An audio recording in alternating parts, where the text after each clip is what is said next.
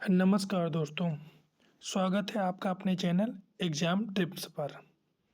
आज हम पढ़ने वाले हैं स्पेशल एजुकेशन एग्ज़ाम सीरीज के अंतर्गत पार्ट 5, जिसमें हम 100 महत्वपूर्ण प्रश्नों को पढ़ने वाले हैं, जो मिक्स टॉपिक पर होंगे।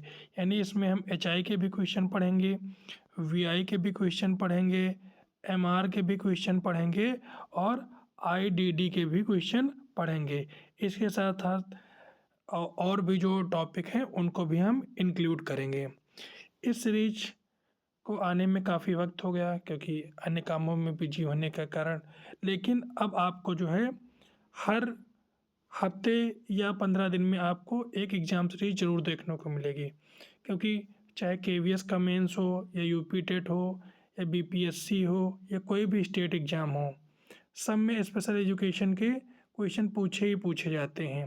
इसके साथ साथ अब तो हर स्टेट में स्पेशल एजुकेशन की वैकेंसी भी आ रही हैं और उसमें स्पेशल एजुकेशन के क्वेश्चन भी पूछे जा रहे हैं। जैसे अभी हाल ही में केवीएस की भी वैकेंसी आई, जिसमें स्पेशल एजुकेशन की क्या थी, वैकेंसी थी, और अब उसमें मेंस होगा। मेंस जो होगा वो जो स्पेशल एजुकेशन से संबंधित क्वेश्चनों को उसमें पूछा जाएगा। तो इसके लिए जो है ये वीडियो बहुत ही महत्वपूर्ण साबित होने वाला है। तो बढ़ते हैं पहले क्वेश्चन की ओर। पहला क्वेश्चन है हमारा, बधिर बच्चों की भाषा विकास में मुख्य बाधा क्या होती है? तो जो बधिर बच्चे होते हैं यानी हियरिंग इम्पेयरमेंट वाले बच्चे होते हैं, उनको सुनने में असमर्थता होती है। अच्छा, जिन लोगों ने अभी तक चैनल को सब्सक्राइब नहीं किया है वो लोग चैनल को भाई ज़रूर सब्सक्राइब कर लेंगे, ताकि आपको ऐसे इम्पॉर्टेंट और महत्वपूर्ण स्पेशल एजुकेशन से संबंधित वीडियो मिलती रहें। और जिन लोगों ने अभी तक प्लेलिस्ट में जाकर स्पेशल एजुकेशन एग्ज़ाम सीरीज़ नहीं देखी है वो लोग देख लें, क्योंकि आपके बार बार कमेंट पर ही हमने दोबारा से स्पेशल एजुकेशन एग्ज़ाम की सीरीज़ शुरू की है, ताकि इससे आपका फ़ायदा हो सके और आप भी एग्ज़ाम में अच्छी सफलता प्राप्त कर सकें। अगला क्वेश्चन है, दृश्यबाधित यानी विजुअल इम्पेयरमेंट बच्चों के लिए उपयुक्त पठन सामग्री क्या है? तो उनके लिए जो उपयुक्त पठन सामग्री होती है वो ब्रेल लिपि पर आधारित होती है, यानी ब्रेल लिपि। अगला क्वेश्चन है, डिसलेक्सिया किस प्रकार की अक्षमता है? तो जो डिसलेक्सिया होती है वो पढ़ने में कठिनाई से संबंधित समस्या होती है। ये यूपी टेट में पूछा गया क्वेश्चन है, आप देख भी सकते हैं प्रीवियस ईयर पेपर में। अगला, आत्म केंद्रित या ऑटिज्म बच्चों में किस प्रकार की समस्या प्रमुख होती है? तो ये जो है सामाजिक संपर्क की जो कठिनाई होती है वो प्रमुख रूप से देखने को मिलती है। अगला है सीपी यानी सेरिब्रल पाल्सी से प्रभावित बच्चों में किस प्रकार की मुख्य समस्या होती है? तो इसमें जो मुख्य समस्या होती है वो ऑप्शन नंबर बी यानी शारीरिक गति नियंत्रण में समस्या देखने को मिलती है। अगला क्वेश्चन है, श्रवण बाधित छात्रों के लिए किस प्रकार की संचार विधि सर्वाधिक उपयुक्त है? तो ये जो सांकेतिक भाषा है, यानी जो श्रवण बाधित बच्चे होते हैं उनके लिए जो है सांकेतिक भाषा यानी जो साइन लैंग्वेज होती है वो सबसे उपयुक्त विधि मानी जाती है संचार विधि के लिए। नेक्स्ट है, बौद्धिक विकलांगता को किस आधार पर वर्गीकृत किया गया है? तो बौद्धिक जो विकलांगता होती है उसको मानसिक क्षमता यानी आईक्यू स्तर के आधार पर जो है वर्गीकृत किया गया है। अच्छा, आप लोग अगर चाहेंगे तो जो केवीएस में जो डिस्क्रिप्टिव होगा यानी जो लिखित होगा, अगर आप चाहेंगे तो उसके सिलेबस के हिसाब से आपको वीडियो के माध्यम से पूरा मैटर प्रोवाइड करा दिया जाएगा। तो अगर आप लोग ऐसा चाहते हैं तो कमेंट में लिखकर ज़रूर बताएं कि हमें जो है डिस्क्रिप्टिव मेथड में भी स्पेशल एजुकेशन का मैटर चाहिए, तो वो ज़रूर से ज़रूर उपलब्ध करा दिया जाएगा, क्योंकि इस समय उसी पर कार्य चल रहा है। और वीडियो पसंद आ रही तो भाई लाइक ज़रूर करते रहें। नेक्स्ट है, स्पीच थेरेपी किस प्रकार की बाधा के लिए उपयुक्त है? तो ये भाषण विकार के लिए जो है उपयुक्त विधि है। नेक्स्ट है, बहुविकलांगता यानी मल्टीपल डिसेबिलिटीज का क्या अर्थ है? तो इसका अर्थ होता है ऑप्शन नंबर बी सही है, 2 या 2 से अधिक प्रकार की विकलांगता जो क्या कहलाती है, बहुविकलांगता कहलाती है। अगला है, दिव्यांग विद्यार्थियों के लिए सबसे बेहतर शिक्षण दृष्टिकोण क्या है? तो इनके लिए जो सबसे बेहतर दृष्टिकोण होता है वो ऑप्शन नंबर बी यानी सक्रिय भागीदारी और व्यवहारिक अनुभव। अगला है, दृष्टिबाधित बच्चों को दिशा ज्ञान के लिए किस तकनीक का उपयोग किया जाता है? तो ये जो तकनीक का प्रयोग करते हैं वो व्हाइट केन का प्रयोग करते हैं। किसका प्रयोग करते हैं? व्हाइट केन, यानी इसका ऑप्शन नंबर सी जो है वो राइट आंसर हो जाएगा और ये काफ़ी इंपॉर्टेंट क्वेश्चन है। नेक्स्ट है, बधिर बच्चों के लिए सबसे उपयुक्त शिक्षा माध्यम क्या है? तो वो है सांकेतिक भाषा और श्रवण यंत्रों का मिश्रण, यानी साइन लैंग्वेज के माध्यम से जो बच्चे क्या हैं वो समझते हैं और श्रवण यंत्र के माध्यम से वो सुनते हैं। अगला है, एक्सक्लूसिव एजुकेशन का मुख्य उद्देश्य क्या है? तो जो एक्सक्लूसिव एजुकेशन होता है वो होता है सामान्य और विशेष बच्चों को एक साथ शिक्षा देना, यानी एक्सक्लूसिव एजुकेशन जो होता है वो क्या होता है जिसमें स्पेशल बच्चे और प्लस नॉर्मल बच्चे दोनों साथ में जो शिक्षा ग्रहण करते हैं वही क्या कहलाता है? इंक्लूसिव एजुकेशन कहलाता है। नेक्स्ट है, ब्रेल लिपि के जनक कौन है? तो ब्रेल लिपि के जो जनक है वो लुइस ब्रेल है। अगला क्वेश्चन है, श्रवण बाधित छात्रों के लिए उपयुक्त श्रव्य सहायता यंत्र कौन सा है? तो ये जो यंत्र है उसे हियरिंग एड कहते हैं।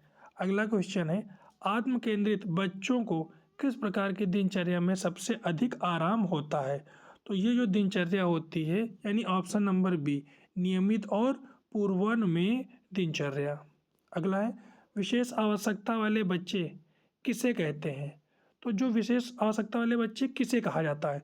तो वे बच्चे जिन्हें विशेष सहायता की आवश्यकता होती है उन्हें विशेष आवश्यकता वाले बच्चे कहते हैं। तो इस हिसाब से जो है इसका option number B is the right answer. बढ़ते हैं अगले क्वेश्चन की ओर कि दृष्टिबाधित छात्रों के लिए सबसे उपयुक्त गणित शिक्षण उपकरण कौन सा है? तो ये कौन सा हो जाएगा भाई? अबेकस हो जाएगा। नेक्स्ट है, लर्निंग डिसेबिलिटी जिसे एलडी भी कहते हैं, तो ये भी याद रखेंगे एलडी का फुल फॉर्म क्या होता है? तो लर्निंग डिसेबिलिटी होता है। किसे कहते हैं? तो जो सीखने में कठिनाई होती है यानी ऑप्शन नंबर बी, उसे क्या कहते हैं? एलडी या लर्निंग डिसेबिलिटी के नाम से जानते हैं। अगला है सीपी यानी सेरेब्रल पॉलिसी, बच्चों के लिए आवश्यक प्राथमिक चिकित्सा कौन सी है? तो ये जो प्राथमिक चिकित्सा होती है उसे जो है फिजियोथेरेपी के नाम से जानते हैं, यानी option number B is the right answer. अगला क्वेश्चन है, दूरदृष्टि दोष को ठीक करने के लिए कौन सा उपकरण दिया जाता है? तो जो दूरदृष्टि दोष है उसको ठीक करने के लिए जो है चश्मा दिया जाता है। अच्छा, इसमें कौन सा लेंस का प्रयोग करते हैं? जैसे दूरदृष्टि दोष होता है और निकट दृष्टि दोष होता है, तो दूरदृष्टि के लिए उत्तल लेंस और निकट दृष्टि दोष के लिए अवतल लेंस का प्रयोग किया जाता है। इसको भी याद रखेंगे, ये भी जो है एग्जाम में पूछा गया है। अगला है, शैक्षिक कठिनाइयों को दूर करने के लिए कौन सा तरीका उपयुक्त है? तो वो शिक्षण अनुकूलन यानी ऑप्शन नंबर बी जो है क्या हो जाएगा? राइट आंसर हो जाएगा। बढ़ते हैं अगले क्वेश्चन की ओर, श्रवण बाधित बच्चों के लिए स्पीच रीडिंग का क्या अर्थ है? तो इसका राइट आंसर हो जाएगा ओठ को पढ़ना जो है वो स्पीच रीडिंग का अर्थ कहलाएगा। नेक्स्ट है, दृष्टिबाधित बच्चों को किस पद्धति से गणित सिखाया जाता है? तो इनको जो है यानी स्पर्शात्मक विधि यानी टच के माध्यम से क्या किया जाता है? इनको गणित सिखाया जाता है, जिसे स्पर्श विधि भी कहते हैं। अगला है, लर्निंग डिसेबिलिटीज़ से पीड़ित छात्र सामान्यतः किसमें कठिनाई का अनुभव करते हैं? तो वो अकादमिक कार्यों में जो है क्या करते हैं? कठिनाई का अनुभव करते हैं, यानी इसका ऑप्शन नंबर बी क्या हो जाएगा? सही हो जाएगा। नेक्स्ट है एच आई मतलब हियरिंग इम्पेयरमेंट यानी श्रवण बाधित बच्चों के लिए सबसे उपयुक्त शिक्षण तकनीक कौन सी है? तो ये जो है सांकेतिक भाषा यानी साइन लैंग्वेज। अगला क्वेश्चन है, दृष्टिबाधित विद्यार्थियों के लिए टाइपिंग सिखाने हेतु कौन सा उपकरण का प्रयोग किया जाता है?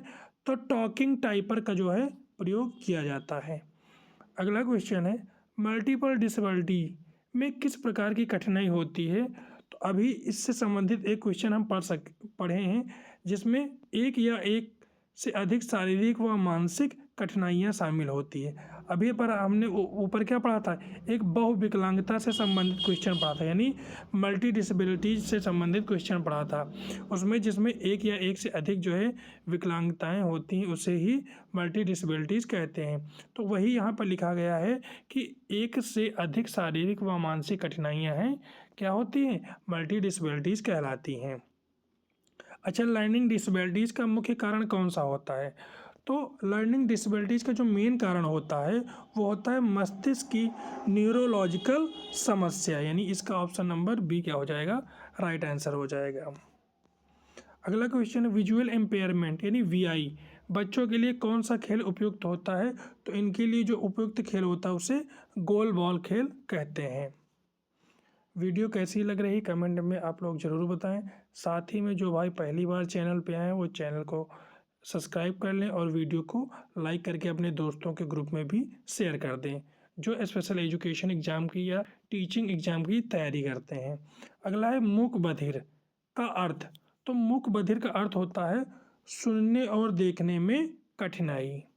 अगला क्वेश्चन है विशेष विद्यालय किसके लिए खोले जाते हैं?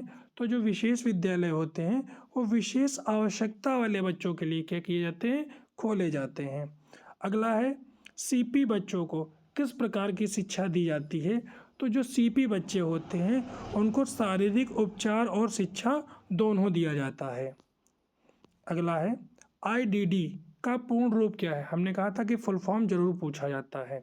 तो आईडीडी का जो फुल फॉर्म होता है इंटेलेक्चुअल एंड डेवलपमेंटल डिसेबिलिटीज क्या होता है, आईडीडी का फुल फॉर्म होता है, यानी इसका जो राइट आंसर हो जाएगा वो ऑप्शन नंबर सी हो जाएगा। अगला क्वेश्चन है हियरिंग ऐड किसके लिए सहायक होते हैं? तो जो हियरिंग ऐड होते हैं वो श्रवण बाधित बच्चों के लिए क्या होते हैं, सहायक होते हैं। अगला क्वेश्चन है स्पेशल एजुकेशन का मुख्य उद्देश्य क्या है? तो जो स्पेशल एजुकेशन होता है इसका जो मुख्य उद्देश्य होता है वो विशेष ज़रूरतों के अनुसार शिक्षण देना ही क्या होता है, स्पेशल एजुकेशन का जो है मुख्य उद्देश्य होता है। क्योंकि इसमें डिसेबल बच्चे पढ़ते हैं और डिसेबल बच्चों को पढ़ाने का जो तरीका होता है, जो मेथड होता है वो नॉर्मल बच्चों की अपेक्षा क्या होता है, अलग होता है, ताकि उन बच्चों को हम उनकी कमजोरी के अनुसार उनको शिक्षित कर सकें और उनको समाज की मेन धारा से जोड़ सकें। अगला क्वेश्चन है डिसकैलकुलिया किस प्रकार की समस्या होती है? तो ये होती है गणना, यानी मैथ में जो कठिनाई होती है, यानी जो गणना में कठिनाई होती है उसे क्या कहते हैं, डिसकैलकुलिया कहते हैं। अच्छा, कैलकुलिया से हम याद कर सकते हैं कि कैलकुलिया यानी कैलकुलेशन, कैलकुलेशन माने गणना, तो गणना में जो कठिनाई होती है उसे क्या कहते हैं, डिसकैलकुलिया कहते हैं। तो इस प्रकार भी हम इसको याद कर सकते हैं। और हमने बताया था डिसकैलकुलिया, डिसग्राफिया, इस टाइप के जो क्वेश्चन है वो यूपी टेट और ऐसे एग्जामों में बहुत देखने को मिलते हैं, यानी नॉर्मल एग्जामों में भी देखने को मिलते हैं। आत्म केंद्रित बच्चों में किस प्रकार की गतिविधियां पसंद की जाती हैं? तो इसमें जो होता है वो एकल गतिविधियां क्या करी जाती हैं, पसंद की जाती हैं। अगला क्वेश्चन है दृष्टिबाधित बच्चों के लिए कौन सा कंप्यूटर सॉफ्टवेयर सबसे उपयुक्त होता है? तो इनके लिए जो है NVDA कंप्यूटर सॉफ्टवेयर क्या होता है, वो सबसे उपयुक्त माना जाता है। अगला है MR यानी मेंटल रिटार्डेशन, ये MR का फुल फॉर्म होता है, का मुख्य संकेत क्या है? तो इसका जो मुख्य संकेत होता है वो धीमी बौद्धिक क्षमता, यानी option number B is the right answer. अगला क्वेश्चन है LD से ग्रसित छात्रों को किस प्रकार सहायता मिलती है? तो जो इसमें जो सहायता मिलती है वो काउंसलिंग में सहायता मिलती है, यानी ऑप्शन नंबर ए इसका क्या हो जाएगा, राइट आंसर हो जाएगा। अगला क्वेश्चन है दृष्टिबाधित छात्रों को किस प्रकार परीक्षा में सहायता दी जाती है? तो इन्हें जो है स्काइबर यानी स्काइबर के माध्यम से क्या की जाती है, जो है सहायता दी जाती है। अगला है स्पेशल एजुकेशन का आधारभूत सिद्धांत क्या है? तो समावेशन जो है वो स्पेशल एजुकेशन का जो क्या है, आधारभूत सिद्धांत है। अगला क्वेश्चन है स्पेशल बच्चों के लिए सबसे उपयुक्त मूल्यांकन पद्धति क्या होती है? तो इनके लिए जो सबसे उपयुक्त मूल्यांकन पद्धति होती है उसे सतत एवं व्यापक मूल्यांकन कहते हैं, जिसका शॉर्ट फॉर्म होता है CCE। तो सभी लोग कमेंट में CE का फुल फॉर्म जरूर लिख देंगे। और उन लोगों को ज़रूर पता होगा जो लोग हमारी पुरानी वीडियो को देख चुके हैं। तो हम देखते हैं कि कितने लोग इसका सही कमेंट कर पाते हैं। नेक्स्ट है ब्रेल स्क्रिप्ट किसे पढ़ने में सहायक होती है। तो ये जो सहायक होती है वो दृष्टिबाधित बच्चों को क्या है, पढ़ाने में या पढ़ने में सहायक होती है। अगला क्वेश्चन है ऑटिज्म स्पेक्ट्रम डिसऑर्डर में बच्चे कैसा व्यवहार करते हैं। तो इसमें जो है बच्चे जो है दोहराए जाने वाला व्यवहार करते हैं। बढ़ते हैं अगले क्वेश्चन की ओर, यानी हम पहुंच गए हैं 47 नंबर क्वेश्चन पे। यानी LD का मुख्य कारण क्या है। तो LD का जो मुख्य कारण होता है, यानी इसका हम फुल फॉर्म क्या लिखेंगे, लर्निंग डिसेबिलिटी का जो मुख्य कारण होता है वो दिमागी विकास में असमानता होता है। अगला है इंक्लूसिव एजुकेशन को हिंदी में क्या कहते हैं। तो इसे समावेशी शिक्षा कहते हैं। और हमने बताया था इसमें स्पेशल चिल्ड्रेन और नॉर्मल चिल्ड्रेन दोनों को एक साथ क्या किया जाता है, शिक्षा दिया जाता है या शिक्षित किया जाता है। अगला क्वेश्चन है स्पेशल बच्चों के लिए सबसे महत्वपूर्ण शिक्षा गुण कौन सा होता है। तो वो होता है धैर्य और सहानुभूति, यानी ऑप्शन नंबर बी। अगला क्वेश्चन है हियरिंग इम्पेयरमेंट बच्चों के लिए किस विधि से पढ़ाई कराई जाती है। तो इनको जो है साइन लैंग्वेज यानी सांकेतिक भाषा और फिगर यानी चित्रों के माध्यम से क्या किया जाता है, पढ़ाया जाता है। अगला क्वेश्चन है बधिर बच्चों के लिए कौन सा संचार माध्यम उपयुक्त है। तो इसके लिए जो है साइन लैंग्वेज क्या है, सबसे उपयुक्त माध्यम माना जाता है। अगला है दृष्टिबाधित छात्रों का कौन सा यंत्र नेविगेशन में सहायक होता है। तो जो GPS केन होता है वो नेविगेशन में सहायता करता है। अगला क्या है इंक्लूसिव एजुकेशन की अवधारणा किस नीति में प्रमुखता से दी गई है। तो ये जो है NEP यानी NEP न्यू एजुकेशन पॉलिसी 2020 में जो है दी गई है। अगला क्वेश्चन है हियरिंग इम्पेयरमेंट बच्चों के लिए सबसे उपयुक्त यंत्र कौन सा है। तो ये क्या होता है, श्रवण यंत्र यानी हियरिंग एड। अगला है डिसलेक्सिया किसे प्रभावित करता है। तो ये जो है पढ़ने की क्षमता को प्रभावित करता है। अगला है विशेष बच्चों के लिए सबसे पहले कौन सा मूल्यांकन किया जाता है। तो इनके लिए जो है सबसे पहले मनोवैज्ञानिक मूल्यांकन किया जाता है। अगला है मानसिक मंदता MR में IQ स्तर सामान्यतः कितना होता है। तो ये 70 से कम देखने को मिलता है। अगला है ऑटिज्म में किस प्रकार की कठिनाई प्रमुख होती है।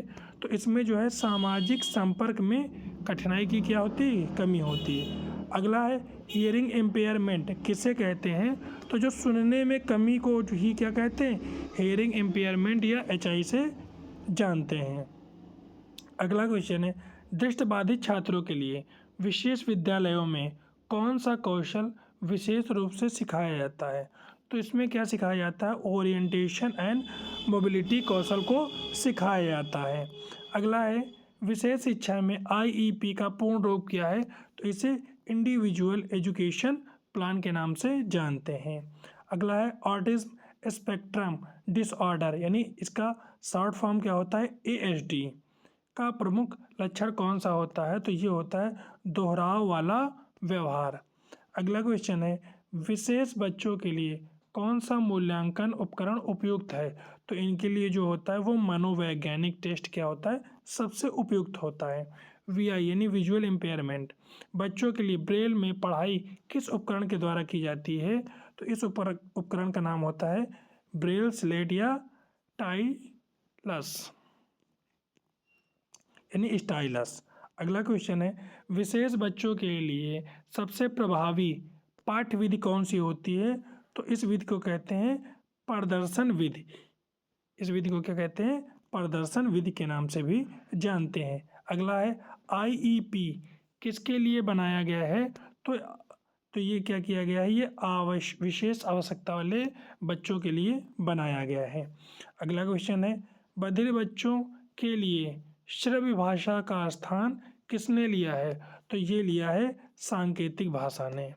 अगला है विशेष शिक्षा के अंतर्गत IDD का प्रमुख उदाहरण है। तो कौन सा उदाहरण है वो भाई, डाउन सिंड्रोम। बढ़ते हैं अगले क्वेश्चन की ओर। दृष्टिबाधित बच्चों को सामान्य शिक्षा में शामिल करने की प्रक्रिया को क्या कहते हैं? तो इसे क्या कहा जाता है? समावेशन कहा जाता है। अगला है सेरिब्रल पाल्सी बच्चों में किस प्रकार की समस्या मुख्य होती है? तो ऐसे बच्चों में मस्तिष्क विकास असमानता की समस्या जो है मुख्य रूप से देखी जाती है। अगला है हियरिंग एड किस भाषा कौशल को बेहतर बनाता है? तो बोलना और सुनना, यानी बोलने और सुनने के कौशल को क्या करता है? बेहतर बनाता है। समावेशी शिक्षा यानी इंक्लूसिव एजुकेशन का मुख्य उद्देश्य क्या है? तो इसका जो मुख्य उद्देश्य होता है सभी को एक साथ शिक्षा देना। अगला क्वेश्चन है विशेष बच्चों के लिए कौन सा आकलन सबसे उपयुक्त है? तो इसे निरंतर मूल्यांकन के नाम से भी जानते हैं। अगला है डिस्ग्राफिया किससे संबंधित होता है? तो ये लिखने में जो कठिनाई होती है उसे क्या कहते हैं? डिस्ग्राफिया के नाम से जानते हैं। अगला क्वेश्चन है दृष्टिबाधित छात्र ब्रेल के माध्यम से किस इंद्रिय का प्रयोग करते हैं? तो वो स्पर्श यानी टच के माध्यम से क्या करते हैं? उसको सीखते हैं। अगला है बधिर बच्चों के लिए सबसे उपयुक्त प्रारंभिक शिक्षा कौन सी होती है? तो उस शिक्षा का नाम है सांकेतिक भाषा आधारित शिक्षा। अगला है दृष्टिबाधित बच्चों के लिए सर्वाधिक उपयुक्त लेखन सामग्री क्या है? तो इसे कहते हैं ब्रेल लिपि। अगला है आईडीडी बच्चों में डाउन सिंड्रोम किस कारण होता है? तो वो होता है आनुवांशिक कारणों के कारण। क्वेश्चन नंबर अगला है विशेष शिक्षा क्षेत्र में एचआई का पूरा नाम क्या है? तो इसका पूरा नाम है हियरिंग इम्पेयर्ड।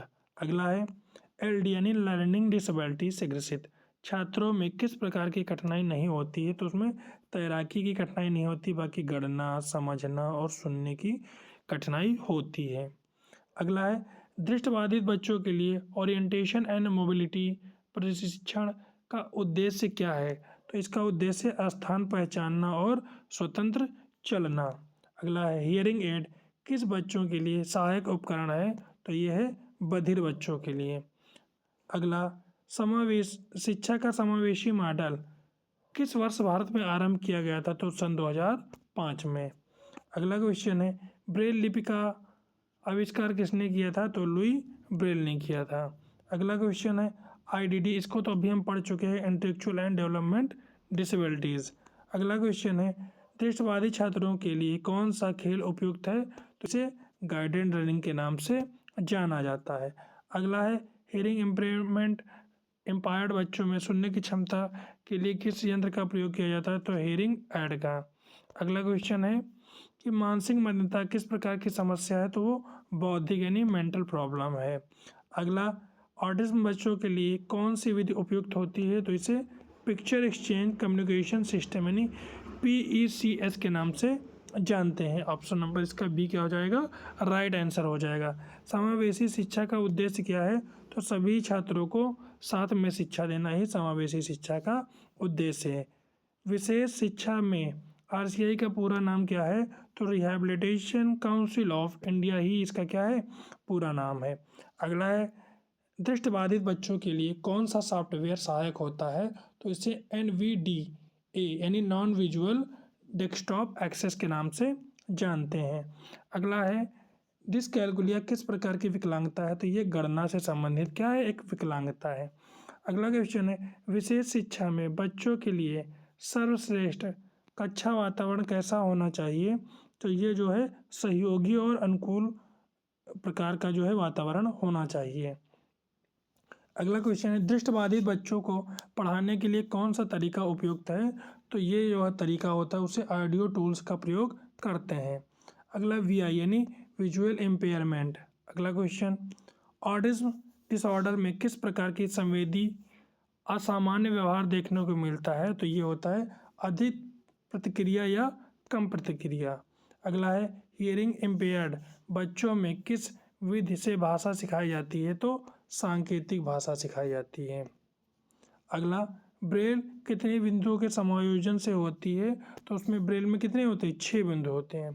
अगला है दृष्टिबाधित बच्चों के लिए उपयुक्त पाठ्यक्रम का प्रकार कौन सा है? तो बड़ी और प्रिंट किताबें या ब्रेल किताबें। ये पूरी वीडियो जिसमें हमने 100 क्वेश्चन को आज क्या किया है, पढ़े हैं। आपको ये वीडियो कैसी लगी है कमेंट में ज़रूर बताएं। इसके साथ साथ आप अपने चैनल एग्ज़ाम टिप्स को ज़रूर सब्सक्राइब करें, लाइक करें और अपने दोस्तों में शेयर करें। पूरा वीडियो देखने के लिए धन्यवाद। जय हिंद, जय भारत।